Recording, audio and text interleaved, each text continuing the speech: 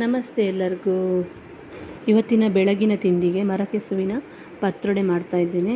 ಪತ್ರೊಡೆಗೆ ಅಕ್ಕಿ ನೆನೆಸಿಡ್ತಾ ಇದ್ದೇನೆ. 2 ಲೋಟದಷ್ಟು ಅಕ್ಕಿ, ಸ್ವಲ್ಪ ಕಡಲೆಬೇಳೆ, ಸ್ವಲ್ಪ ಉದ್ದಿನಬೇಳೆ ಮತ್ತು ಸ್ವಲ್ಪ ಮೆಂತೆ ಹಾಕಿ ನೆನೆಸಿಟ್ಟಿದ್ದೇನೆ. ಅಕ್ಕಿಯನ್ನು ರಾತ್ರಿಯೇ ನೆನೆಸಿಟ್ಟು ಬೆಳಗ್ಗೆ ರುಬ್ಬಬೇಕು. ರುಬ್ಬುವ ಟೈಮಲ್ಲಿ ಅದಕ್ಕೆ ಒಣಮೆಣಸು 5, 1 ಸ್ಪೂನ್ ಕೊತ್ತಂಬರಿ, 1 ಸ್ಪೂನ್ ಜೀರಿಗೆ ಹಾಗೂ 1 ಸಣ್ಣ ಲಿಂಬೆ ಗಾತ್ರದಷ್ಟು ಹುಣಸೆ ಹುಳಿಯನ್ನು ಹಾಗೂ ರುಚಿಗೆ ತಕ್ಕಷ್ಟು ಉಪ್ಪನ್ನು ಸೇರಿಸಿ ಅದನ್ನು ಚೆನ್ನಾಗಿ ರುಬ್ಬಬೇಕು. ರುಬ್ಬಿದ ಮಸಾಲೆ ಸ್ವಲ್ಪ ಥಿಕ್ಕಾಗಿರಬೇಕು, ಇಲ್ಲಾಂದರೆ ಎಲೆಗೆ ಸವರಬೇಕಾದ್ರೆ ಅದು ತೆಳುವಾಗಿರಬಾರ್ದು.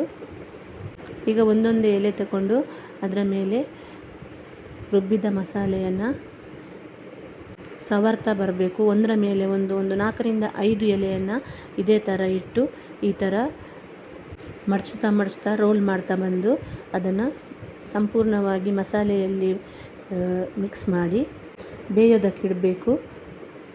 ಸುಮಾರು 20ರಿಂದ 25-30 ನಿಮಿಷಗಳವರೆಗೂ ಬೇಯಬೇಕು.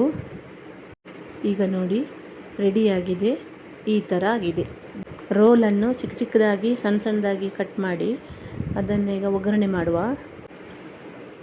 ಫ್ರೈ ಮಾಡಲಿಕ್ಕೆ ಮಾತ್ರ ರೌಂಡಾಗಿ ಈ ಥರ ಕಟ್ ಮಾಡಬೇಕು.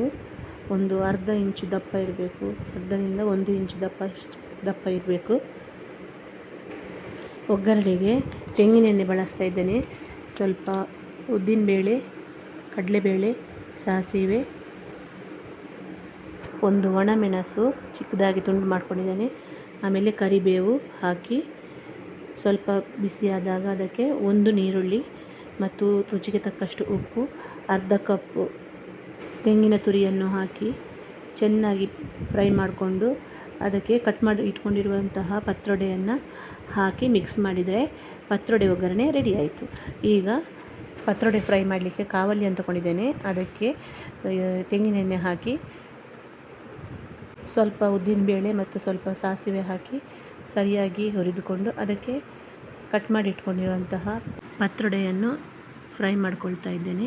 2 ಬದಿಯಿಂದಲೂ ಅದನ್ನು ಚೆನ್ನಾಗಿ ಫ್ರೈ ಆಗಲಿಕ್ಕೆ ಬಿಡಬೇಕು. ಪತ್ರೊಡೆ ಫ್ರೈ ರೆಡಿಯಾಗಿದೆ. Thank you for watching.